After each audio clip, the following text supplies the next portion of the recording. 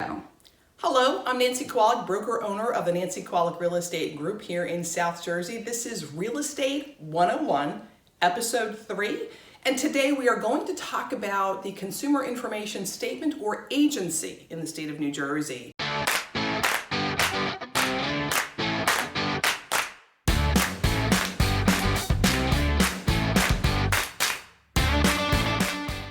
It seems like there's a big veil of secrecy. A lot of people don't understand how it works. And let me tell you something, folks. When you are buying a house, you want to know who is in your corner. You want to know how this works. So, in New Jersey, there are 4 kinds of agency. The first one is really simple. It's called a seller's agent. And the seller's agent, as that person's listing agent or selling agent, it's my job to get best price, terms, and conditions for the seller. The seller is required to talk about or disclose any material defects, leaks, problems with the house. And as an agent, I'm required to disclose those as well so that you, the consumer, know what you're buying. But the fiduciary duty to get the best price, terms, and conditions here in a seller's agent is to the seller. The second kind of agency is a buyer's agent. Again, best price, terms, and conditions to the buyer. Fiduciary duty to the buyer. That means that your buyer's agent, we have buyer's agents in my office, and when I act as a buyer's agent, it is my job to make sure that we are getting you best price, terms, and conditions, but beyond that, making sure that the house is sound. We ask for disclosures. We ask the seller and the seller's agent, tell us about any material defects with the house. If there were defects, which happens, were they fixed? Has the problem recurred?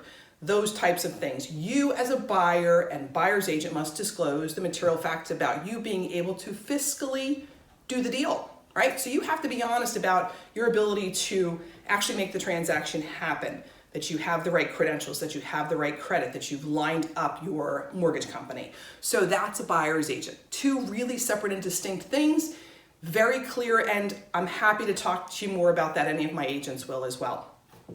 There's a third kind of agency. It's called dual disclosed agency. Now, this can work 2 ways. The first one, both buyer and seller agents are within the same agency. So that means that perhaps there's a separate listing agent. In my company, we do this, and the buyer's agent represents you as the buyer. The danger of dual disclosed agency, people always worry. Well, sometimes agents just want their commission. I will tell you, really good agents just really want happy clients. We want to make sure you're secure and you know what's going on, but there's always this confusion about it. So dual disclosed means it could be in the same agency. There's always the danger that you might overhear someone negotiating, right? And that maybe it hurts the buyer or the seller if that conversation is overheard by someone who might benefit from it. That's the first kind of dual disclosed. There's something else within the same agent. So I do a lot of listings. I have buyers that come to me and ask for representation as their buyer's agent for the listing agent. So at dual disclosed agency again. This is where people can feel it gets murky, and I will tell you often there's a point in that transaction that people feel like as an agent, I'm not representing their interests, only because they feel that they're compromising too much. Now, it's not just me. Dual disclosed agency has some potential issues. It has to be disclosed to you how the agent is representing you. It has to be discussed what those boundaries are. It needs to be said that in all cases, buyer's agent, seller's agent, and dual disclosed agent, we must tell the truth. If at any point you feel like you're not being handled fairly, that you're not hearing the truth, that something is of concern, you tell your agent. You talk to an attorney. There are often, sitting down and talking to your agent first and being candid, best thing you can do.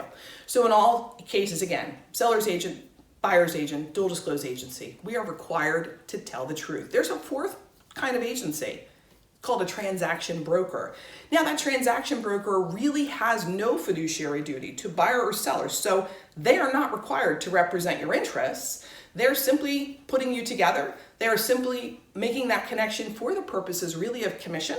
And so as long as you understand that they have no rights, no obligations rather, to do things in your best interest, if you understand that and are comfortable with that, then by all means use a transaction broker. A lot of agents will represent a seller and operate on the other side as a transaction broker without really disclosing how that functions. And that's where people feel like they're maybe not being dealt with fairly. So those are the differences. Seller's agent, buyer's agent, dual disclosed agency, transaction broker, 4 kinds of agencies in the state of New Jersey. By the way, that transaction broker has no other obligations to tell the truth. Now, of course, we all want to assume everyone in a transaction tells the truth, but there's no harm, no foul if a transaction broker leaves something out, but you are protected as a buyer's agent, a seller's agent, and a dual disclosed agent. So hopefully that helps you understand a bit more about how agency works in the state of New Jersey. Every state is different, okay? That's it for today, Real Estate 101, Episode 3. I'm Nancy Kowalik, broker owner of the Nancy Kowalik Real Estate Group here in South Jersey. Make it a great day.